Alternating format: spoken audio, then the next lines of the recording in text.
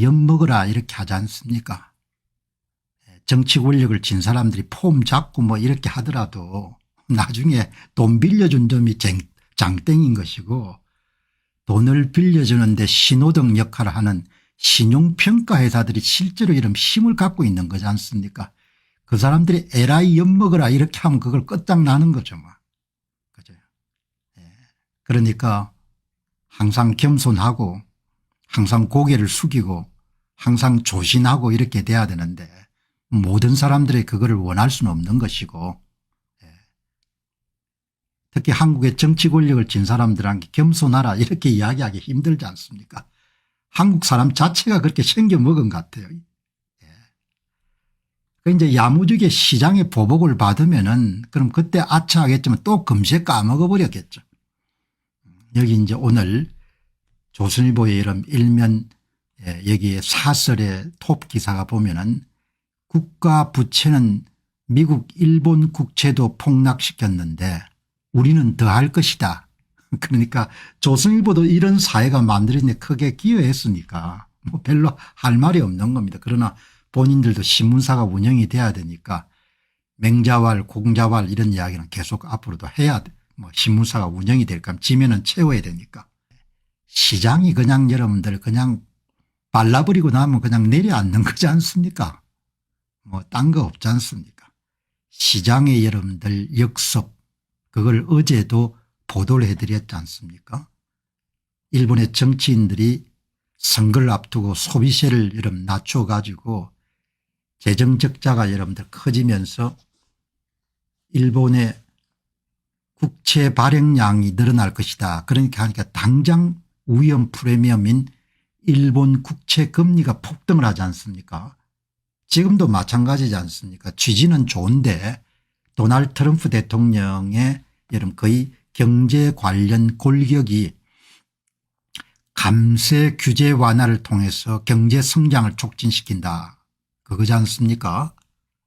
그래서 여러분들 미국 하원에서 어렵게 215대 214로 감세 법안이 통과되자마자 그냥 바로 오늘 그냥 미국의 30년 장기물이 여러분들 5%까지 금리가 오르지 않습니까?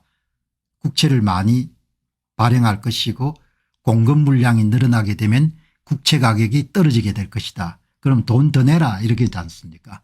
그러니까 시장을 이길 수 있는 정치는 아무도 없는 것이죠. 그죠? 자, 이렇게 여러분들 뭐 지금 돌아가는 겁니다. 이렇게 돌아가는데, 자, 이렇게 이제 지금 상황이 그 이제 핵심 내용을 보니까 뭐 몇 번 이야기했던 겁니다.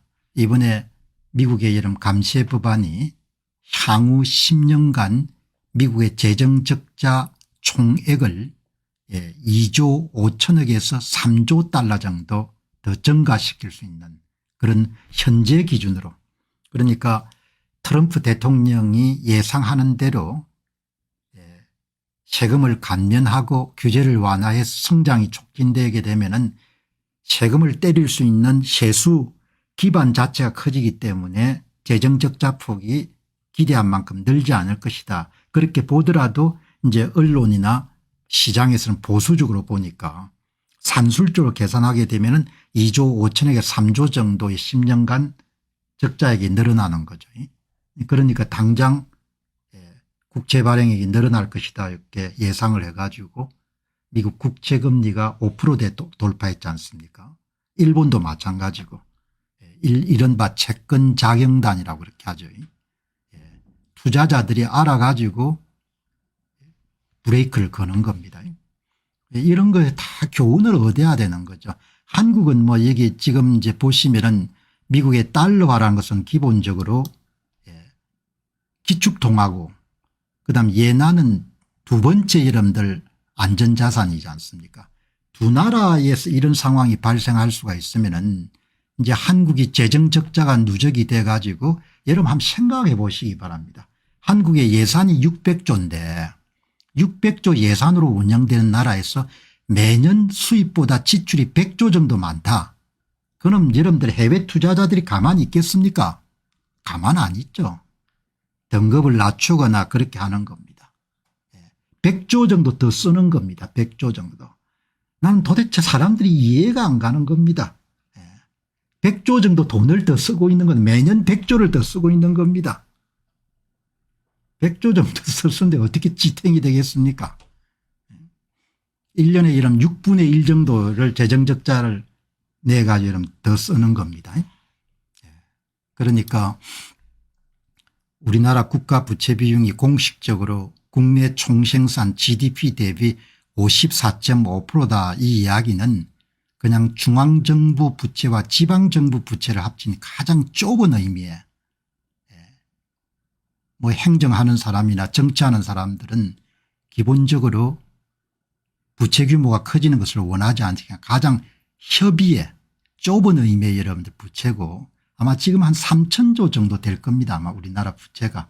그러니까 국가가 미래에 지급하기로 약속한 연금 충당 부채 이런 것까지 다 합치게 되면은 매년 100조 정도를 더 쓰게 지금 예산이 되어 있는데 그거보다 이제 더 쓰겠다는 거 아닙니까? 그죠? 아주 평범하지만 세상에 공짜가 없지 않습니까? 세상에 만성적인 재정적자 초과 지출은 결국은 대한민국은 국제 신인도의 추락, 신용등급 하락, 그리고 금융기관과 기업들의 조달금리 상승, 그리고 마지막에는 이제 파국인 경제위기로 이어질 수밖에 없는 겁니다. 그리고 재임하고 있는 동안 정치인들은 임기 마치고 나가면 그만이면 무슨 책임을 지는 겁니까? 국민들이 나중에 다 여러분들 갚아야 될 돈인데. 가장 대한민국의 비극은 선거로 정권 교체가 어려워진 나라가 돼버린 겁니다. 선거로 브레이크를 걸 수가 없는 겁니다. 선거로.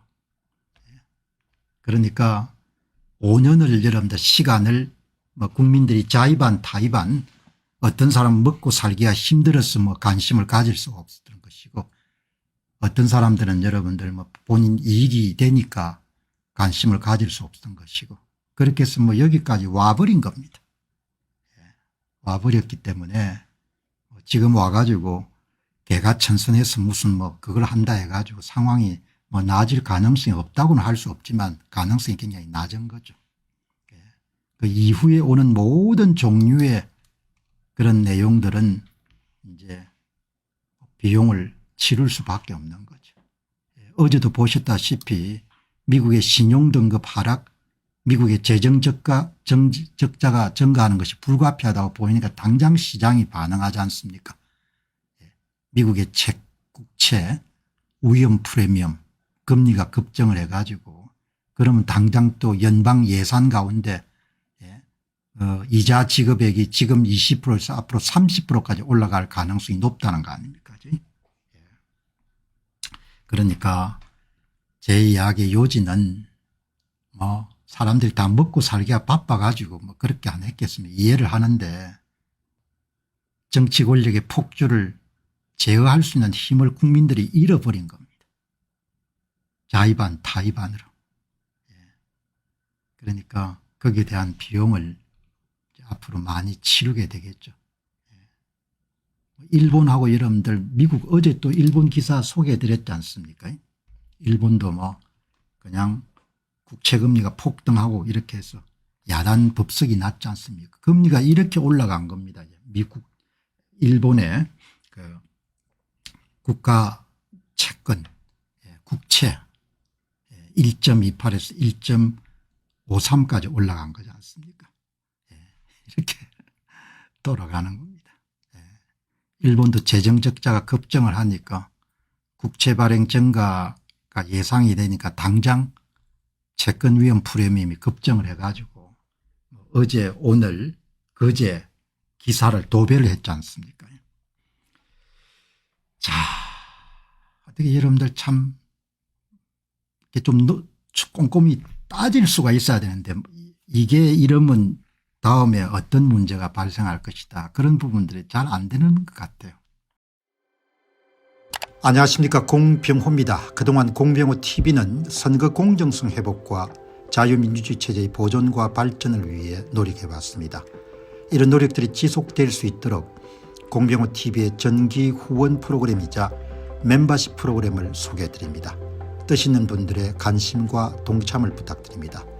선거 공정성 회복을 위한 노력을 지지하시고 훌륭한 나라 만들기에 동참하시는 시청자분들이시라면 구독 버튼 바로 옆에 있는 가입 버튼을 통해서 정기 후원 프로그램에 가입할 수 있습니다.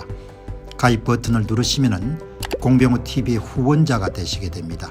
여러분의 후원이 선거 공정성 회복을 위한 노력에 힘을 더할 수 있을 뿐만 아니라 자유민주주의 체제의 수호를 그리고 발전을 통해 여러분과 후손들의 삶에 빛과 소금이 될 것입니다.